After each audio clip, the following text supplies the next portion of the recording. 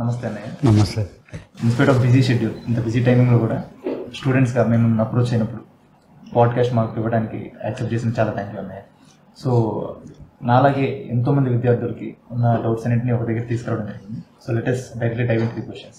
అన్నయ్య, ప్రస్తుతం ఇప్పుడున్న సినారియో చూసుకుంటే వైసీపీ గవర్నమెంట్ అనేది వీకెన్ అవుతూ వస్తుంది, బలహీనపడుతూ వస్తుంది. ఈ సందర్భంలో మన ఏలూరు పార్లమెంట్లో ఉన్న 7 కాన్స్టిట్యుయెన్సీస్ని క్లీన్ స్వీప్ చేసే ఛాన్స్ ఉందా టీడీపీ గవర్నమెంట్? 100% అండి. ఎందుకంటే ఇప్పుడుండే గవర్నమెంట్ అందరిని ఇబ్బంది పెట్టింది. ఒకటి రైతులనైనా కానివ్వండి, స్టూడెంట్స్ అయినా కానివ్వండి, కార్యకర్తలైనా కానివ్వండి, అలాగే మన మన యూత్ పిల్లలకి అందరు కూడా ఎక్కడ కూడా జాబ్స్ లేవు. మెయిన్ సమస్య యూత్ది జాబులు లేక ఇళ్ళలో కూర్చొని లాస్ట్కి ఏమైపోయిందంటే యూత్ ఏం చేయాలో తెలియక ఇళ్ళలో కూర్చొని భారం అయిపోయారు ఫ్యామిలీకి. సో యువత బాగుంటేనే దేశం బాగుంటుంది. యువతకు ఉద్యోగాలు ఉండి అన్నీ ఉంటేనే బాగుంటుంది. ఇవాళకు ఒక పరిశ్రమ రాలేదు. ఈ రకంగా చూస్తే మనం ఎంతో బ్యాక్వర్డ్గా వెళ్ళిపోతున్నాం. అందరు కూడా 7 కాన్స్టిట్యున్సీ వాళ్ళు అందరు కూడా రెడీగా ఉన్నారు. ఎప్పుడు ఓటేసి ఈ గవర్నమెంట్ పంపించి కొత్త గవర్నమెంట్ని తీసుకొని వస్తామని రెడీగా ఉన్నారు, వెయిట్ చేస్తున్నారు ఇంకొక 40 రోజులు ఎప్పుడు వస్తుందని. అదండి. సో అన్నయ్య, ఈ విధంగా అయితే యూపీ ఉత్తరప్రదేశ్లో రిలీజియస్ టూరిజంని ఎక్స్పోర్ట్ ఎకానమీ పెంపొందిస్తున్నారు. అదేవిధంగా మన ఏలూరు పార్లమెంట్లో కూడాను, మన గోదావరి జిల్లాలో కూడాను కొల్లూరు లేక్ లాంటివి ఇలాంటి ఎన్నో టూరిస్ట్ స్పాట్స్ ఉన్నాయన్న. మనం కూడా మీరు పవర్లోకి వచ్చిన తర్వాత మన గోదావరి జిల్లాని ఒక టూరిస్ట్ హబ్గా మార్చే ప్రయత్నం చేస్తారు. 100% అండి. ఎందుకంటే ఎప్పుడైనా కానీ ఇప్పుడు యుఎస్ చూడండి, వీకెండ్స్లో వెళ్ళిపోతారు. ఎక్కడికి? ఒక నియర్ బై ప్లేసెస్కి వెళ్ళిపోతారు. వెళ్ళి ఒక 1 డే 2 డే రిలాక్స్ అయ్యి మళ్ళీ వర్క్ లేక వచ్చేస్తారు. సో ప్రొడక్టివిటీ ఎక్కువ ఉంటుంది, ఆ రకంగా రిలాక్స్ అవుతుంది. మనం కూడా అది చేయాల్సింది ఉంది. ఈసారి మేము పవర్ లేక వచ్చినాక టూరిజం మినిస్టర్తో మాట్లాడి మనం ఏమేమి ఇక్కడ డెవలప్మెంట్ చేసుకోవచ్చు, చాలా వరకు పార్క్స్ కూడా చేయాల్సింది ఉంది. ఈ కాన్స్టిట్యున్సీలో పార్క్స్ అయినా కానివ్వండి, టూరిస్ట్ ప్లేస్లు అయినా కానివ్వండి, మంచి బోట్లు పెట్టి మంచి టూరిజం చేసే ఎక్కువ అవకాశం ఉండేది ఈ జిల్లాకి ఎక్కువ ఉంది. అది నేను 100% దాని గురించి వర్కౌట్ చేసి టూరిస్ట్ మినిస్టర్తో మాట్లాడి దాన్ని వర్కౌట్ చేసి మేము అది బాగా డెవలప్మెంట్ చేయడానికి ప్లాన్ చేస్తాం. సో మన ఆంధ్రప్రదేశ్ నుంచి ఉన్న 25 ఎంపీ క్యాండిడేట్స్ ఉన్నారు. వాళ్ళలో గలం విప్పి మాట్లాడగలిగి, ప్రశ్నించగలిగి, ప్రాపర్గా కమ్యూనికేట్ చేసే వాళ్ళు మీరు. ఈ పరిస్థితుల్లో మనం చూస్తూనే వచ్చాం అమరావతి రైతులు ఎంతగా సఫర్ అయ్యారు అనేసి. 2019 తీసుకుంటే వాళ్ళ తరఫున మీరు ఏ విధంగా పార్లమెంట్లో వాళ్ళ తరఫున మీరు క్వశ్చన్ చేయబోతున్నారు, వాళ్ళ వాయిస్ మీరు అక్కడ వినిపించబోతున్నారు? ఇవాళ మీరు అన్నట్లు అమరావతి రైతులు, నేను కూడా ఒకసారి వెళ్ళి అమరావతి రైతులకి వెళ్ళి నా వల్ల ఏం సాయం అవుతుందో అది చేసేసి వచ్చాను ఒకసారి. నేను ఒకటి హిందీ మాట్లాడగలుగుతా, ఇంగ్లీష్ మాట్లాడగలుగుతాను, తమిళ్ మాట్లాడగలుగుతా, కన్నడ మాట్లాడగలుగుతా, 6 లాంగ్వేజెస్ కంటిన్యూస్గా మాట్లాడగలుగుతా. ఇప్పటివరకు ఏలూరు పార్లమెంట్ సమస్యలన్నీ కూడా ఎప్పుడు అంతగానో గలం ఎప్పుడు వినిపించిండరు. నా పక్క నుంచి ఏలూరుకి ఎంతవరకు నేను చేయగలుగుతాను. ఎందుకంటే దేవుడు ఆశీర్వదించాడు నన్ను ఇక్కడికి, ఇక్కడ ఉండే ప్రజలకి సేవ చేయాలని దేవుడు ఆశీర్వదించాడు. చంద్రబాబు నాయుడు గారు నన్ను ఇక్కడికి పంపించడము, ఆయన కూడా దేవుడిలాగే నాకు. ఇవాళ నేను గెలిచినాక నేను ఏదైనా చేయగలుగుతా అంటే పార్లమెంట్లో నా గలం వినిపించి వీళ్ళ సమస్యలు తీర్చడమే నా ఇంపార్టెంట్. అలాగే క్యాపిటల్ ఉంది, ఇవాళ 3 క్యాపిటల్ అంటున్నారు. 3 క్యాపిటల్లో అమరావతి అలాగే కంటిన్యూ చేసినంటే ఇవాళ బిల్డింగ్ అక్కడ ఇవాళ ఒక చిన్న క్యాపిటల్లా డెవలప్ అయ్యింది. అది కక్ష. ఆయన క్యాపిటల్ చంద్రబాబు నాయుడు గారు క్యాపిటల్ చేసిన ప్లేస్లో మనం కూడా అదే డెవలప్ చేస్తే ఆయనకు పేరు వచ్చేస్తుందేమో అనే దాంట్లో ఈ 3 క్యాపిటల్స్ అనేది తీసుకొని వచ్చాడు. ఇవాళ అమరావతి రైతులు ఎంతో ఇష్టంగా ఎక్కడ ప్రపంచంలో వరల్డ్లో ఎక్కడ లేనంత ల్యాండ్ గవర్నమెంట్కి ఇచ్చారు. వాళ్ళు సొంత భూములు గవర్నమెంట్కి ఇచ్చారు. డెవలప్ అయితే మన రాష్ట్రం డెవలప్ అవుతుంది కదా, క్యాపిటల్ వస్తే బాగుంటుంది కదా అని ఆలోచించారు. అలా చేసి ఇచ్చినాక వీళ్ళు ఏం చేశారు, దాన్ని క్యాపిటల్ తీసేసి 3 క్యాపిటల్ అని పెట్టి ఇవాళ కూడా క్యాపిటల్ ఏదో ఎవరికి తెలియదు. ఇప్పుడు చిన్న పిల్లోడిని అడిగినా కూడా, లేకుంటే ఎవరైనా పెద్దోళ్ళని అడిగినా క్యాపిటల్ అడిగితే వాళ్ళకి ఐడియా లేదు ఇవాళ. ఎందుకంటే ఒక క్యాపిటల్ అనేది ఎట్లా ఉండాలంటే ఎక్కడైనా కానివ్వండి ఒక అసెంబ్లీ ఉండాలి, అలాగే ఒక్కటే పక్క మన సెక్రటరేట్ ఉండాలి, అక్కడే కోర్టు ఉండాలి. ఎవరైనా కానీ ఈ పక్క డిస్టిక్లో వాళ్ళందరూ కూడా క్యాపిటల్కి వచ్చి వాళ్ళ పనులు చేసుకుంది అంతా ఒక్కటే పక్క ఉంటే మాట్లాడుకుంది, మళ్ళీ వాళ్ళ పనులు చూసుకొని మళ్ళీ రిటర్న్ వెళ్తారు. సెక్రటరేట్ ఏమో వైజాగ్ అంట. ఒక ఎమ్మెల్యే ఉన్నాడు అనుకుందామండి, ఒక ఎమ్మెల్యే సెక్రటరీ పోవాలంటే వైజాగ్ పోవాలి, అసెంబ్లీకి రావాలంటే విజయవాడకి రావాలి. అతనికి ఏదైనా కోర్టు అందరు ఎమ్మెల్యేల మీద ఇప్పుడు కేసులు వేశారు ఈ గవర్నమెంట్, అతను మళ్ళీ ఎక్కడికి పోవాలి, మళ్ళీ కర్నూలుకి పోవాలి, ఇంత ట్రావెల్ చేయాలి, మళ్ళీ ఆయన కాన్స్టిట్యున్సీ చూసుకోవాలి. అసలు అదే ఇప్పుడు హైదరాబాద్ ఉంది, ఒక ఎమ్మెల్యే అక్కడికి వస్తాడు, అక్కడ అన్నీ చూసుకొని మళ్ళీ రిటర్న్ ఎక్కడికి పోతాడు, ఆయన కాన్స్టిట్యున్సీకి పోతాడు. వీళ్ళకి తిరగడానికే సరిపోతుంది ఇంక ఈ రకంగా పెడితే. నేను అదే చెప్తున్నా, ఉంటే ఒక్క సెంట్రలైజ్డ్ ఉండాలి. ఆ సెంట్రలైజ్డ్ని ఇతనికి ఐడియా లేదు, ఒకటి అడ్మినిస్ట్రేషన్ మీద పట్టు లేదు, అది ఎలా చేయాలో తెలియదు, 3 క్యాపిటల్ అని చెప్పాడు వదిలేశాడు, డెవలప్మెంట్ అనేది జరగలేదు. అందుకే ఒక్కటే క్యాపిటల్ ఉండాలి, అది గట్టిగా నేను పార్లమెంట్లో నా గలం వినిపిస్తాను దాని గురించి. అన్న ఇప్పుడు ఆంధ్రప్రదేశ్ బైఫర్కేట్ అయిన తర్వాత ఒక చంటి బిడ్డలా తయారైందట. సో మనం ప్రాపర్గా నరిష్ చేసి ముందు తీసుకెళ్ళకపోతే హోలిస్టిక్ డెవలప్మెంట్ అనేది సాధ్యం కాదు. ఇలాంటి పరిస్థితుల్లో సెంట్రల్ గవర్నమెంట్ మంచి రిలేషన్ ఉంది, ఆ బాండింగ్ అని ఏర్పరచగలిగితే, కొలాబరేటివ్ వర్క్ చేయగలిగితే మనం ప్రాపర్గా డెవలప్మెంట్ చేసి తీసుకుందాం. సో సెంట్రల్ గవర్నమెంట్తో కొలాబరేట్ అయ్యి వన్స్ మన ఇండియా గవర్నమెంట్ పవర్లోకి వచ్చిన తర్వాత మీరు ఏ విధంగా డెవలప్మెంట్ అనేది స్టార్ట్ అయిపోతుంది? ఐ మీన్ కొలాబరేషన్ తీసుకురావడానికి మీ తరపు నుంచి ఏదైనా ఎఫర్ట్స్ పెట్టబోతున్నారు? ఇప్పుడు సెంట్రల్ గవర్నమెంట్ ఫండ్స్ ఇస్తుంది, ఫలాని దానికి ఇదని ఫండ్స్ ఉంటుంది. ఆ ప్రతి ఫండ్ మనము అక్కడి నుంచి తీసుకొని వచ్చి ఇక్కడ డెవలప్మెంట్ చేసుకోవడానికి ఎక్కడ అవకాశం ఉన్నా, ఎక్కడైనా కానివ్వండి, ఏ అవకాశం ఉన్నా మన రాష్ట్రాన్ని డెవలప్ చేసుకోవాల్సిన పరిస్థితి ఉంది ఇవాళ. మనము చంద్రబాబు నాయుడు గారు 2014 నుంచి 2019 వరకు మీరు చూస్తే ఆయన విజనరీగా ఎలా క్యాపిటల్, ఎయిర్పోర్ట్స్ అయినా కానివ్వండి, స్టేట్ని ఒక హై లెవెల్లో పెట్టాలనే విజన్లో పోతున్నాడు. జనాలు ఈ గవర్నమెంట్కి ఆపర్చునిటీ ఇచ్చారు, ఒకసారి చూద్దాం, ఈయన ముద్దులు పెడుతున్నాడు, ఇవన్నీ చూసి ఒక్క ఛాన్స్ అంటే జనాలు కూడా ఒకసారి ఇస్తే అని ఇచ్చినారు. స్టేట్ని సర్వనాశనం చేసేసిండు. ఎంత ఇవాళ చూస్తే రోడ్లు బాగాలేవు, ఇవాళ ఎక్కడికి పోయినా కూడా ఇరిగేషన్ ప్రాజెక్టులు జరగలేదు, క్యాపిటల్ రాలేదు, ఒక్క ఎయిర్పోర్ట్ కట్టలేదు, ఉండే ఫ్లైట్లు రావట్లేదు. ఇప్పుడు ఫ్లైట్లన్నీ కూడా ఇది కాక ఫ్లైట్లు కూడా తీసేసే పరిస్థితిలో ఉంది. ఆర్టీసీ బస్సులు ఉన్నాయి, మీరు చూడండి, ఆర్టీసీ బస్సులు తెలంగాణ ఉంది.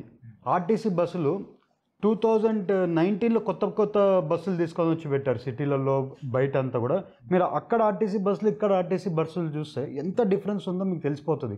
ఎప్పుడైనా ఒక రాష్ట్రం బాగుంది, బాగా జరుగుతుంది అంటే ఆ ఆర్టీసీ బస్సును చూస్తే తెలుస్తుందంట. ఆ బస్సు మీరు చూస్తే ఆ బస్సును కూడా మార్చలేదు వీళ్ళు. అసలు సార్ విజన్ ఏమునిందంటే అన్ని ఎలక్ట్రానిక్ బస్సెస్ తీసుకొని రావాలి, స్ట్రీట్స్ అన్నీ కూడా లైట్స్ అన్నీ కూడా ఎల్ఈడి లైట్స్ ఉండాలి. ఆయన విజనరీ ఆ రకంగా డెవలప్మెంట్ జరగాలి ఈ స్టేటు. మనము ఇంకా ఫార్వర్డ్ పోవాలి కానీ రివర్స్ వెళ్ళిపోయాం. 5 years కాదు 10 years రివర్స్ వెళ్ళిపోయాం. మన ఆంధ్ర ఇప్పుడు డివైడ్ అయిపోయినా చాలా ఇబ్బందులు ఫేస్ అయితే అవన్నీ మనం 5 ఏళ్ళలో సరిదిద్ది ముందుకు వెళ్తా ఉన్న పరిస్థితిలో ఈయన వచ్చినాక దాన్ని 10 years 15 years రివర్స్ తీసుకొని వెళ్ళాడు. ఇప్పుడు మనం వస్తే హై స్పీడ్లో దీన్ని డెవలప్ చేసుకోవాలి.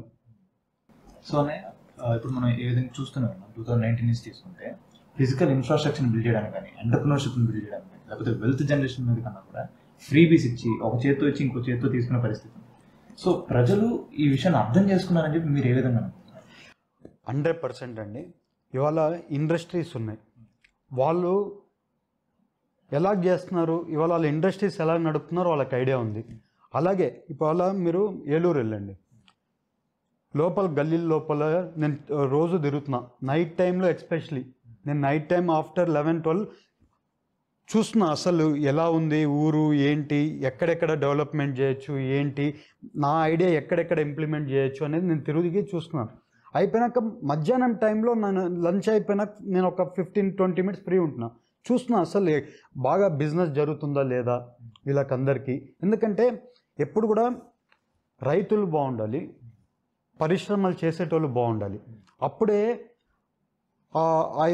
ఎవరైనా కానీ ఎంప్లాయ్మెంటు, ఆ వెల్త్ క్రియేషన్ అనేది జరిగేది. ఇక్కడ షాపుల్లో కూడా బిజినెస్ జరగడం లేదు. నేను కొన్ని షాపులు వెళ్ళి మొన్న చూసేసి మాట్లాడేసి వచ్చాను. ఎస్పెషల్లీ మీకు చెప్పాలంటే ఈ పంప్స్ ఉంటాయి, రైతులకి పంప్స్ అయినా కానివ్వండి, రైతులకు సంబంధించిన బిజినెస్లు అయినా కానివ్వండి, పెస్టిసైడ్స్ ఉన్నారు చూసారా, మేజర్ పెస్టిసైడ్స్, మంచి మంచి కంపెనీ పెస్టిసైడ్స్ అన్నీ కూడా అవాయిడ్ చేసేసి ఈ గవర్నమెంట్ కల్తీ పెస్టిసైడ్స్ వాళ్ళని ఇన్వాల్వ్ చేసి ప్రతి బిజినెస్ వాళ్ళు కూడా ఇబ్బంది పడుతున్నారు. ఎప్పుడు కూడా రైతు బాగుండాలి, బిజినెస్ వాళ్ళు బాగుంటేనే హెల్త్ అనేది క్రియేట్ అవుతుంది. అందుకని ఎప్పుడు కూడా మన టీడీపీ గవర్నమెంట్లో ఈ రెండుకి వెరీ ఇంపార్టెన్స్ ఇచ్చేటోళ్ళం. ఇవాళ ఆ ఇంపార్టెన్స్ లేదు, రైతు హ్యాపీగా లేడు, అలాగని ఇండస్ట్రియలిస్ట్ కూడా హ్యాపీగా లేరు. అదే మనం వచ్చినాక ఇండస్ట్రీస్ చాలా వరకు వచ్చేదానికి రెడీ ఉన్నాయి. ఇవాళ వాళ్ళు ఆంధ్రాలో పెట్టుబడి పెట్టాలంటే భయంలో ఉన్నారు ఈ ఈ ఈ గవర్నమెంట్ ఉంటే. అదే సార్ వస్తే, చంద్రబాబు నాయుడు గారు వస్తే అందరూ ఇంట్రెస్టెడ్ ఉన్నారు. ఇక్కడ చాలా స్కోప్ ఉంది, మన ఆంధ్రాకి ఉండేంత స్కోపు. మీరు చూడండి, కోస్టల్ లైన్ ఉంది, పెద్ద కోస్టల్ లైన్. మనకి ఎంత ఆపర్చునిటీస్ ఉన్నాయంటే అంత ఆపర్చునిటీస్ ఉన్నాయి. మనకి అదంతా న్యాచురల్, వాడుకోవడానికి వేరే వాళ్ళకి లేని ఆపర్చునిటీ. ఇప్పుడు తెలంగాణ ఉందండి, తెలంగాణకి అంత కోస్టల్ లైన్ లేదు, మనకు ఆ లైన్ ఉంది. మనము ఈ ఎక్స్పోర్ట్ ఇంపోర్ట్కి పెద్ద అబ్బు చేసుకోవచ్చు ఇది. అట్లనే పోర్ట్స్, మంచి మంచి పోర్ట్స్ తెచ్చుకోవచ్చు. డీప్ వాటర్ సీ ఇది, ఎక్కడ కావాలో అక్కడ పోర్ట్స్, మంచి పెద్ద పోర్ట్స్ పెట్టుకుంది ఇంపోర్ట్ ఎక్స్పోర్ట్ చేసుకుంటే అది కూడా ఇన్కమ్ రెవెన్యూ స్టేట్ గవర్నమెంట్కి వచ్చేదే. చాలా ఆపర్చునిటీ ఉంది. ఈసారి కూడా జనాలు చాలా కేర్ఫుల్గా ఉన్నారు. ఎందుకంటే ఎవరు, ఎస్పెషలీ ఇండస్ట్రియలిస్టు, ఫార్మర్సు, వీళ్ళు చాలా కేర్ఫుల్ ఉన్నారు. ఈసారి ఎట్టి పరిస్థితుల్లో ఇక్కడ మేము ఇబ్బంది పడినాం, ఎక్కడ కానీ ఇది కాలేదు అని ఆలోచించి ఈసారి 100% టీడీపీ గవర్నమెంట్కి ఈసారి అందరు కూడా ఇంట్రెస్టెడ్గా ఓట్లు వేయడానికి రెడీ ఉన్నారండి. అని ఇందాక మీరు చెప్పినట్టు మనకి ఇంత కోస్టల్ బెల్ట్ ఉన్నప్పుడు నెంబర్ ఆఫ్ పోర్ట్స్ తీసుకురావచ్చు, బిజినెస్ని వైడ్ స్ప్రెడ్గా చేయవచ్చు అనేసి. సో స్పెషల్గా ఎక్స్పోర్ట్ ఎకానమీని మీరు ఎలా డెవలప్ చేయవచ్చు? ఎందుకంటే నరేంద్ర మోడీ గారు 1 డిస్ట్రిక్ట్ 1 ప్రోడక్ట్ అనే స్కీమ్ తీసుకొచ్చారు. అదేవిధంగా టీడీపీ గవర్నమెంట్ వచ్చిన తర్వాత ఇలాంటి స్కీమ్స్ తీసుకొచ్చి ఎక్స్పోర్ట్ ఎకానమీని ఏ విధంగా బిల్డ్ చేస్తారు? మనము ఎక్స్పెషల్లీ అండి ఎక్స్పోర్ట్ చాలా ఇంపార్టెంట్.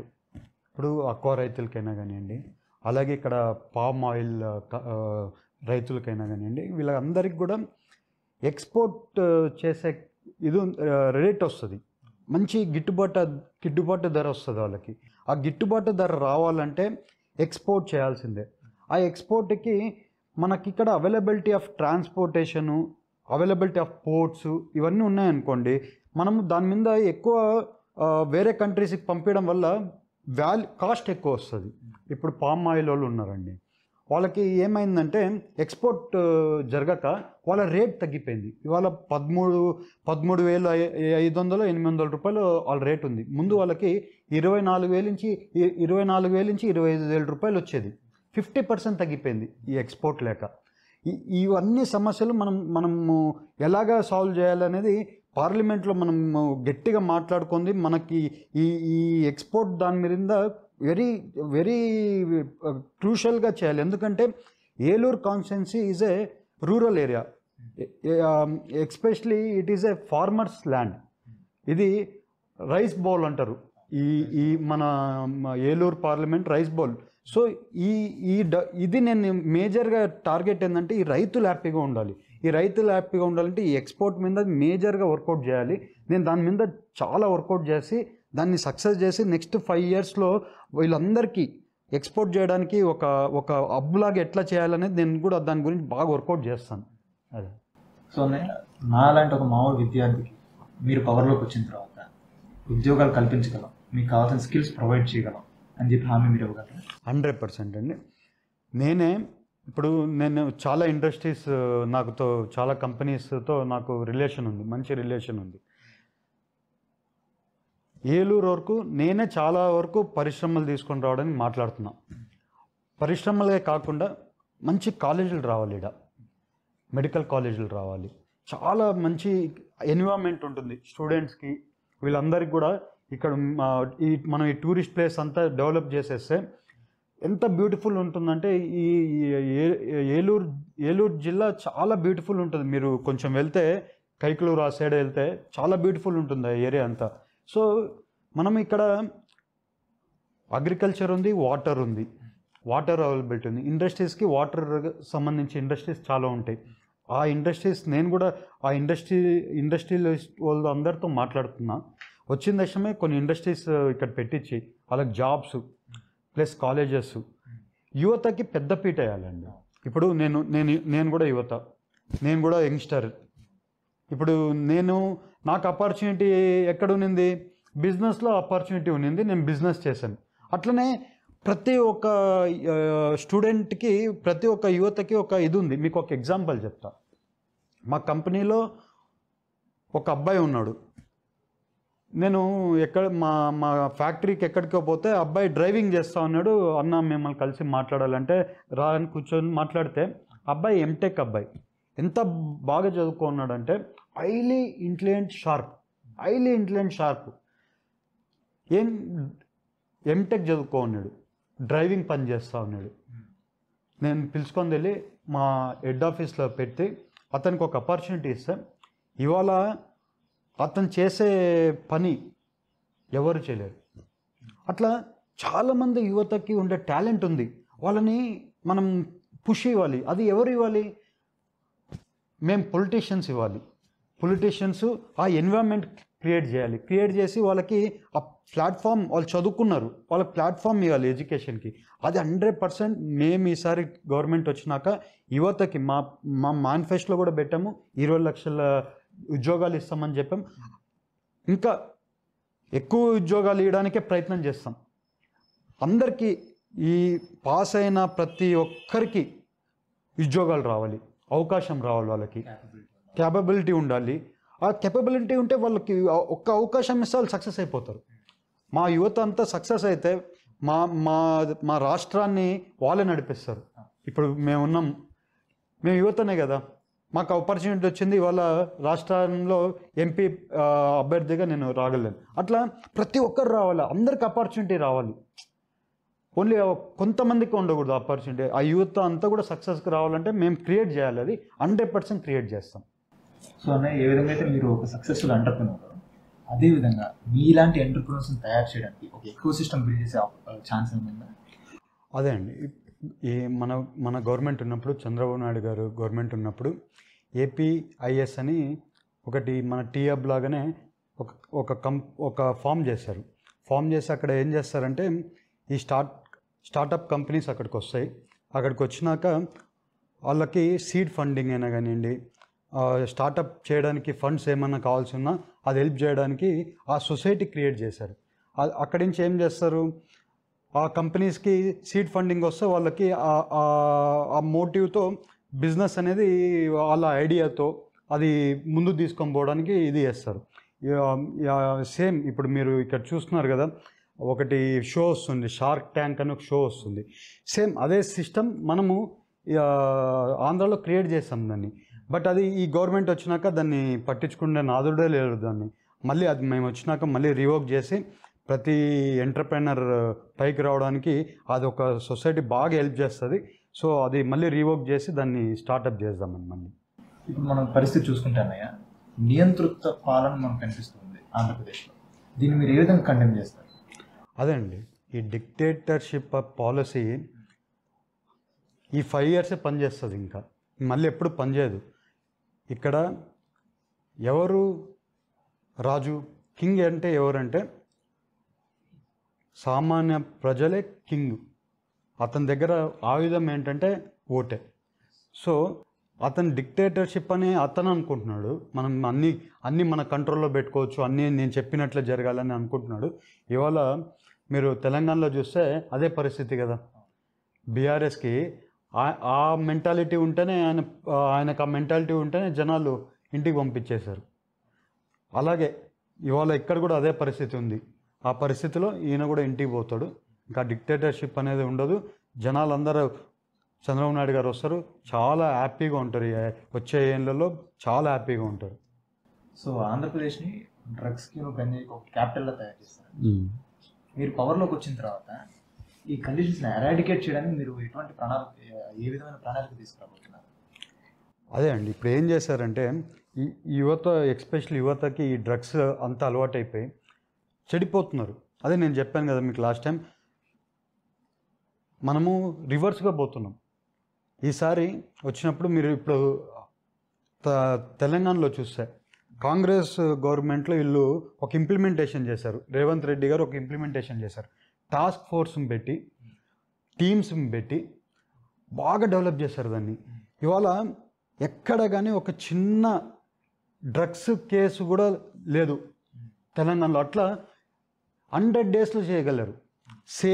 సేమ్ సిస్టమ్ మేము కూడా ఇక్కడ డెవలప్ చేసి టోటల్గా ఎక్కడ కానీ ఈ డ్రగ్స్ గిగ్స్ అన్నీ జీరో వేసి మనం యువతకు అందరికి కూడా ఆ భరోసా ఇచ్చి, చదువు ఇచ్చి, మనము ఈ ఎడ్యుకేషన్ ఇచ్చినాక ఈ జాబ్ ఆపర్చునిటీస్ క్రియేట్ చేసి, అలాగే ఎంటర్ప్రైనర్స్ని క్రియేట్ చేసి వాళ్ళని పైకి తీసుకొని వస్తాం.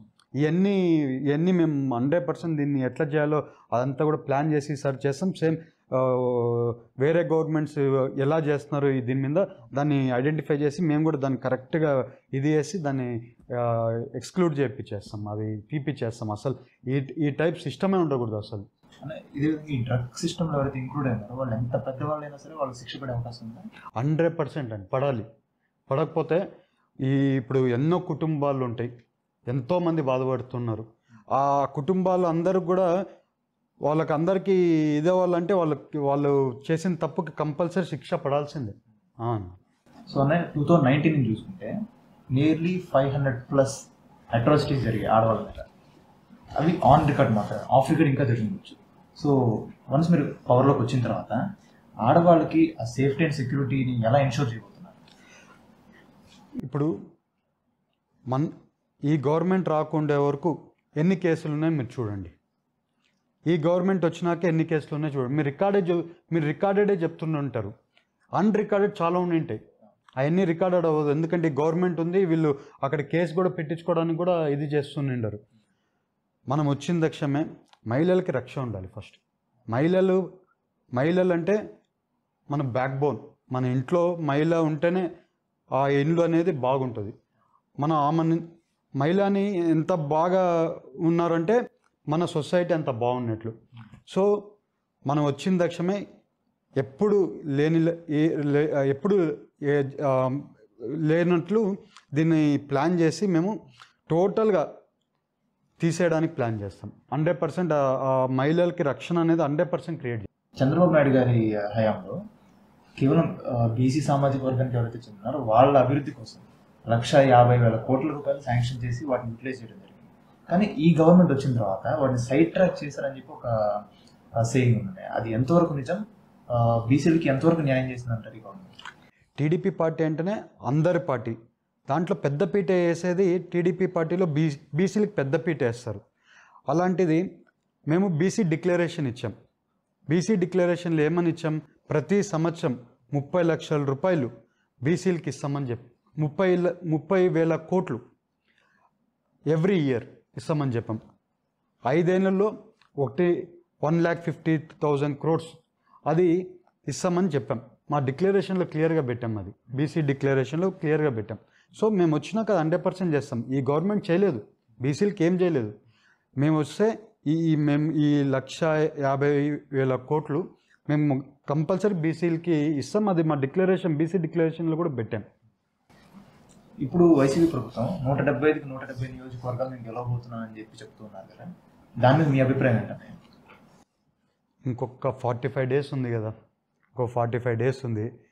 ఆయన 175 అని ఏదో చెప్తున్నాడు, అది ఇంపాసిబుల్, కలగంటున్నాడు.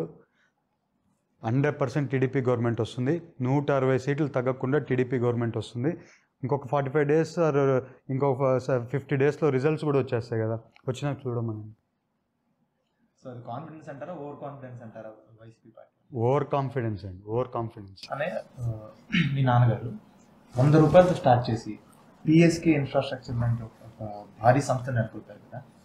అంత సంస్థను మీ చేతిలో పెట్టినాక మీ చేతికి రావడానికి ముందు 100 కోట్ల టర్న్ ఓవర్ ఉండే కంపెనీని కొన్ని సంవత్సరాలు మీరు కష్టపడి ముందు తీసుకెళ్ళి 1000 కోట్ల టర్న్ ఓవర్గా తీసుకెళ్ళారు. అంత తక్కువ ఏజ్లో ఇలాంటి ఘనత సాధించడానికి మీరు ఎంత కష్టపడ్డారు? అంటే అండి మా ఫ్యామిలీ ఏంటంటే అండి, చిన్న ఫ్యామిలీ, చిన్న పల్లెటూరులో ఉండేటోళ్ళు. కష్టపడి మా ఫాదరే ఎక్కువ కష్టపడి కంపెనీని ఫామ్ చేసి అందరికీ ఒక ఒక ఒక స్టేజ్కి తీసుకొని వచ్చింది ఫాదరే. అది అయిపోయినాక నేను వచ్చినాక చాలా చేంజెస్. అంటే మా ఫాదర్ 10th వరకే చదువుకున్నారు కాబట్టి హార్డ్ వర్కింగ్ చేయగలుగుతున్నారు. నేను వచ్చినాక ఆ స్మార్ట్ వర్క్ కూడా కంపెనీలో యాడ్ అవ్వడం వల్ల కంపెనీ బాగా డెవలప్ చేయగలిగాం. అంటే ఒక ఇన్ఫ్రాలోనే కాకుండా వేరే సెక్టార్లలో కూడా చాలా వరకు చేస్తాం. ఒక ఇన్ఫ్రా ఉంది, అట్లనే వేరే మ్యానుఫ్యాక్చరింగ్ కంపెనీస్ ఉన్నాయి, అలాగే ఆయిల్ కంపెనీస్ ఉన్నాయి, అలాగే హాస్పిటల్ ఉంది. మాకు ప్రతి ఒక్కటి డివైడ్ చేసి దాన్ని ఎలా చేయాలని చేసి ఇవాళ హై టర్న్ ఓవర్గా చేయగలం. ఎందుకంటే హార్డ్ వర్క్లో మేజర్గా ఏముండాలంటే అండి, ఇంట్రెస్ట్ ఉండాలి. అది చేయాలి, సాధించాలి అనే ఒక గోల్ పెట్టుకోవాలి. ఆ గోల్ ప్రకారం పనిచేస్తుండాలి. మనకు ఎప్పుడు కూడా పొద్దున్న లేస్తే ఆ గోల్ కనబడుతుండాలి. ఆ గోల్ మనం ఇప్పుడు ఒక మీకు ఐడియా చెప్తాం. మీరు ఇవాళ ఇక్కడి నుంచి కార్ తీసుకొని ఢిల్లీ పోవాలనుకున్నారు అనుకోండి, ఆ గోల్ పెట్టుకున్నారు కదా ఢిల్లీ పోవాలని. అది ఎట్టి పరిస్థితిలో మీరు ఎట్లా పోయి ఢిల్లీకి పోతారు. అట్లా ఒక గోల్ పెట్టుకొని పని చేసుకుంటూ వెళ్ళాం. ఇవాళ ఆ సక్సెస్ అనేది ఆటోమేటిక్గా వచ్చింది. చాలా హార్డ్ వర్క్ ఉండాలి. ఎక్కడ కానీ హార్డ్ వర్క్ ఎక్కడ కానీ షార్ట్ కట్ లేదు. ఎక్కడ కానీ షార్ట్ కట్ లేదు. ఈ ప్రాసెస్లో సక్సెస్ఫుల్ అవ్వాలంటే there is only you can do is hard work. Hard work చేస్తేనే సక్సెస్ అవుతాం. ఆ రకంగానే చేసుకుంటూ వచ్చాం. ఇవాళ ఆ హార్డ్ వర్క్తోనే సక్సెస్ అయ్యాం. ఆ గోల్, ఆ విజన్ పెట్టుకొని ముందుకు పోతున్నాం. ఇంకా చేయాల్సిన పనులు చాలా ఉన్నాయి ఇండస్ట్రీస్లో, అది కూడా ఇంకా చేస్తాం. అదే వైసీపీ పాలనలో ఇబ్బంది పడ్డ టీడీపీ కార్యకర్తల ఫ్యామిలీస్కి మీరు ఏ విధమైనటువంటి అసిస్టెన్స్ ఇవ్వబోతున్నారు? వాళ్ళ ఫ్యూచర్ గురించి ఎలా అష్యూరెన్స్ ఇవ్వబోతున్నారు? ఈ అందరు కార్యకర్తలకి నేను చెప్పేది ఏంటంటే, ఇంకొక 60 రోజులు మన గవర్నమెంట్ వచ్చేస్తుంది. వచ్చినాక ప్రతి మా కార్యకర్తల మీద వేసిన కేసులైనా కానివ్వండి, వాళ్ళని ఇబ్బంది పెట్టిన వాళ్ళని, అలాగే ఎవరినైనా కానీ మేము అండగా ఉండి వాళ్ళకి ఎట్టి పరిస్థితుల్లో ఏది ఇబ్బంది కలగకుండా మేము వాళ్ళని చూసుకునే బాధ్యత నాది. నేను వాళ్ళందరినీ మా ఫ్యామిలీ, టీడీపీ కార్యకర్త అంటే మా ఫ్యామిలీ, వాళ్ళందరినీ బాగా పెట్టుకోవడం బాధ్యతలో నేను చూసుకుంటాను. చంద్రబాబు నాయుడు గారు ఎప్పుడైనా మాట, where there is crisis there is opportunity. ఆంధ్రప్రదేశ్ని అప్పుల ఊబిలో ముంచేసిన తర్వాత దాన్ని రివైవ్ చేసుకోవడం చాలా కష్టమైన ప్రాసెస్. సో ఈ డెప్ట్ అనే దాన్ని క్లియర్ చేయడానికి ఎటువంటి స్ట్రాటజీ మీరు ఇంప్లిమెంట్ చేయబోతున్నారు? అదే మీకు చెప్పినట్లు పరిశ్రమలు తీసుకొని రావాలి. మేజర్గా ఇన్కమ్ సోర్స్ బాగా డెవలప్ అవ్వాలి 2 సెక్టర్లో. అది కూడా ఒకటి ఫార్మర్ సెక్టర్, అంటే ఒక రైతు అగ్రికల్చర్ సెక్టర్, ఒకటి అర్బన్ సెక్టర్. అగ్రికల్చర్ సెక్టర్ని కూడా పెంచుకుంటూ వెళ్ళాలి. అట్లనే అర్బన్ సెక్టర్ కూడా పెంచుకుంటూ వెళ్ళాలి. అర్బన్లో ఏమొస్తుంది, ఇండస్ట్రీస్ ఇవన్నీ అర్బన్లో వస్తుంది. అగ్రికల్చర్ సంబంధించి వస్తుంది. ఈ 2 ప్యారలల్గా వెళ్తుంటాయి. సో ఈ 2 పెంచుకుంటూ వెళ్ళి మనం ఒక స్ట్రాటజీగా, ఇప్పుడు మా చంద్రబాబు నాయుడు గారు కూడా లాస్ట్ టైం మాకు ఎక్స్ప్లెయిన్ చేసినట్లు ఈసారి ఎలా చేయాలనేది మనము ఒకసారి అందరము ఎంపీస్, ఎమ్మెల్యేస్ అందరు కూర్చొని ఎంతవరకు డెవలప్ చేయగలుగుతాం, ఎలా డెవలప్ చేయగలుగుతాం ఒకసారి కూర్చొని వర్కౌట్ చేసి మీకు ఆ ప్లానింగ్ గెలిచినాక ఒక 1 వీక్లోనే మీకు ఆ ప్లానింగ్ ఇస్తాను నేను. అది ఎట్లా మా స్ట్రాటజీ ఎట్లా పోతున్నాం అనేది. సోనే మీ అపోనెంట్స్ ఎవరైతే ఉన్నారో మీరు చాలా ప్రొఫెషనల్గా ఉండేవాళ్ళు, చాలా సాఫ్ట్గా ఉంటారు. ఇటువంటి రాజకీయాల్లో అంటే ఒడిదుడుకులు ఉంటూనే ఉంటాయి. మనం మంచి పని చేస్తున్న బురద జల్లే వాళ్ళు ఎక్కువ ఉంటారు. అలాంటి వాళ్ళకి మీరు మీ స్టైల్ ఏ విధంగా సమాధానం ఇవ్వబోతున్నారు? మనం అవన్నీ పట్టించుకోవాల్సిన అవసరం లేదండి. మనం మంచి పని చేయడానికి వచ్చాం. వాళ్ళు బురద జల్లుతారు ఇప్పుడు నేను వచ్చి 10 రోజులు అయిందా ఇక్కడికి వచ్చి. నేను వెళ్ళే రోడ్ ఉంది, ఎక్కడికి మా ఆఫీస్కి వెళ్ళే రోడ్ ఉంది. ఆ రోడ్లో అప్పుడే నన్ను ఇబ్బంది పెట్టడానికి ఒక 10-15 స్పీడ్ బ్రేకర్లు వేస్తారు. అప్పుడే నేను పోతుండే రోడ్లో కావాలని నేను పోయే రోడ్లో అట్లా ఇబ్బంది పెట్టడం స్టార్ట్ చేస్తారు. బట్ దాన్ని అన్నీ మనం పట్టించుకోవాల్సిన అవసరం లేదు. మన పని ఏంటి, మనం జనాలకి ఏం చేయగలుగుతామో అదే ఫోకస్. ఇంక వీళ్ళందరూ చెప్పింది నేను అసలు పట్టించుకోను, దాంట్లో ఇది పోను. ఎంతోమంది ఏదో మాట్లాడుతుంటారు, అవి చెప్తారు ఇవి చెప్తారు, అవన్నీ పట్టించుకోవాల్సిన అవసరం లేదు. మన జనాలకి ఏం చేయాలి, మేము ఇక్కడ సమస్యలు ఉన్నాయి, చాలా సమస్యలు ఉన్నాయి, దాన్ని ఫస్ట్ సాల్వ్ చేయాలి. మాలాంటి యువతను కూడా పొలిటికల్ సిస్టంలోకి ఇంక్లూడ్ చేసుకునే ఛాన్స్ ఏమన్నా ఉందో మీ గవర్నమెంట్ వచ్చిన తర్వాత? 100% అండి. యువత అన్ని దాంట్లో యువత ఉండాలి. ఎక్కడ పొలిటిక్స్లో ఉండాలి, అగ్రికల్చర్లో ఉండాలి, అన్ని పక్క యువత ఉండాలి. వాళ్ళని ఎంకరేజ్ చేస్తున్నాం. యువతకి మా యువత వింగ్ ఉంది, యువతను బాగా ఎంకరేజ్ చేస్తాం. ఎవరికైనా ఇంట్రెస్ట్ ఉండేటోళ్ళు కంపల్సరీ పొలిటిక్స్ కూడా అవసరం. ఇవాళ యువతకి పొలిటిక్స్ కూడా అవసరం. యువత ఏమనుకుంటున్నారు, ఓన్లీ బిజినెస్ ఇది అనుకుంటున్నాం. పొలిటిక్స్ కూడా అవసరమే, ఎందుకంటే అది కూడా ఒక సిస్టమ్, జనాలకి హెల్ప్ చేసే సిస్టమ్ అది. ఆ సిస్టంలో మనం కూడా పాల్గొనాలి, యువతకు కూడా ఎంకరేజ్ చేద్దాం. 100% యువతని ఈసారి మీరు చూడండి, నేను యంగ్స్టర్ని, నాకు కూడా ఆపర్చునిటీ వచ్చింది కదా ఇవాళ పొలిటిక్స్లో. అట్లా వచ్చే కాలంలో హార్డ్ వర్క్ బట్టి మనం యువతకు కూడా ఆపర్చునిటీస్ ఇవ్వాల్సింది ఉంది, కంపల్సరీ ఇస్తాం. మీ సక్సెస్కి కారణం అని చెప్పిన వెంటనే మీరు ఏ పర్సన్ పేరు చెప్తారు? నా సక్సెస్కి కారణం మా ఫాదర్. ఎప్పుడైనా నాకు ఏదైనా ఇబ్బంది ఉంది, ఎక్కడో ఒక పక్క స్ట్రక్ అయి ఉంటాం, మోటివేషన్ ఉండదు, ఏదైనా చేయాలంటే ఓకే, నేను ఒకసారి మా ఫాదర్కి ఫోన్ చేసి ఇది ఉంది నాన్న, ఎట్లా చేద్దాం ఏంటంటే, ఓకే ఇట్లా చేయి, డోంట్ వరీ నేను ఉన్నా అంట. ఆ ఒక్క మాట చెప్తారు చూసారా, నేను ఉన్నా, అదొక మీకు ఎంత మోటివేషన్ అంటే నాకు ఎస్పెషలీ బిగ్ మోటివేషన్. ఎమోషనల్ అయిపోతాం కానీ it is a big motivation. ఆయన ఒక మాట చెప్తాడు, అరే నేను ఉన్నా, నువ్వు అది చేసుకొని వస్తావు, వెళ్ళి చేసుకొని రమ్మంటే అది ఎంత కష్టమైనా ఓకేలే, ఏదైనా అయితే ఫాదర్ చూసుకుంటారు కదా అనే ఒక్క ధైర్యం ముందుకు నడిపించేస్తుంది. అంటే గవర్నమెంట్ మీద అసంతృప్తితో ఇబ్బంది పడ్డ ఇండస్ట్రీస్ గురించి మీ మాటలు వివరించగలరు? అవునండి, దాంట్లో ఒకటి కియా మోటార్స్. ఇప్పుడు కియా మోటార్స్ ప్రెస్టీజ్ కంపెనీ అండి. అది ఎంతోమంది దాన్ని ఆల్ స్టేట్కి తీసుకొని పోవాలని చాలా కష్టపడితే చంద్రబాబు నాయుడు గారికి ఉండే కాంటాక్ట్స్తో అది తీసుకొని వచ్చి అనంతపూర్లో పెట్టడం జరిగింది. ఇవాళ అది కూడా ఇబ్బంది పెట్టారు. అట్లనే లుల్లు హైపర్ మార్కెట్ అని మిడిల్ ఈస్ట్లో చాలా ఫేమస్ కంపెనీ అది. ఈ సూపర్ మార్కెట్ లాంటిది, హైపర్ మార్కెట్ అంటారు అక్కడ. ఆ హైపర్ మార్కెట్ని వీళ్ళు ఏం చేశారు, ఇక్కడ రానికపోతే అది ఎక్కడికి వెళ్ళిపోయింది, అది తెలంగాణకి వెళ్ళిపోయింది. మన ఆపర్చునిటీస్ అన్నీ కూడా ఇక్కడ తీసుకొని తెలంగాణకి వెళ్ళిపోతున్నాయి. సో మన ఆపర్చునిటీస్ ఇక్కడే ఉండాలి. ఎవరికి నేను లాస్ట్ టైం చెప్పినట్లు ఇండస్ట్రీస్కి మనము పెద్ద పీట వేయాలి. మన రాష్ట్రంలో ఇండస్ట్రీస్ వాళ్ళందరూ ఇక్కడికి రావడానికి మనము ఈసారి 100%, లాస్ట్ టైం మీకు తెలుసు సార్ గురించి, చంద్రబాబు నాయుడు గారి గురించి తెలుసు కదా, అదే రకంగా మేము ఈసారి ఇండస్ట్రీస్ మేమే మాట్లాడి పోకుండా ఇక్కడ తీసుకొని వచ్చి ఇక్కడే పెడతాం. సో నేను నారా చంద్రబాబు నాయుడు గారి దగ్గర నుంచి, లోకేష్ గారి దగ్గర నుంచి, అండ్ పవన్ కళ్యాణ్ గారి దగ్గర నుంచి ఏ క్వాలిటీస్ నుంచి మీరు ఇన్స్పిరేషన్ తీసుకున్నారు? చంద్రబాబు నాయుడు గారు ఇప్పుడు ఆయన విజన్ లాగా ఆయన ఎట్లా ఆలోచిస్తున్నాడు, 50 years ఆయనతో మనం మాట్లాడుతుంటే ఆయనకి AI గురించి కూడా తెలుసు, అంత క్లారిటీ ఉంది. అంటే అంత విజనరీ, 50 years 60 years విజనరీ చూడడం వచ్చు ఆయనకి. సో ఆయన దగ్గర మేము నేర్చుకోవాల్సింది ఏంటంటే ఆ విజన్ చూసే ఎలాగా ఏంటి క్యాలిక్యులేషన్ ఫర్ 20 years 30 years ఎట్లా ఆలోచించి చేస్తారు, అదొకటి ఆయన దగ్గర నేర్చుకున్నాం. అట్లనే మా లోకేష్ అన్న చాలా హార్డ్ వర్కర్, చాలా అంటే చాలా హార్డ్ వర్కర్. లోకేష్ అన్నని చూసి మేము నేర్చుకోవాల్సింది ఏంటంటే డిసిప్లిన్, హార్డ్ వర్క్. ఈ రెండు నేను లోకేష్ అన్న దగ్గర నేర్చుకున్నా. మాకు వీళ్ళిద్దరు రోల్ మోడల్స్. మేము ఇవాళ ఈ పొలిటిక్స్లో అయినా కానీ బిజినెస్లో అయినా కానీ ఇంత బాగా రాజగలుగుతున్నామంటే వీళ్ళిద్దరే రోల్ మోడల్స్ మాకు. పవన్ కళ్యాణ్ గారు ఉన్నారు.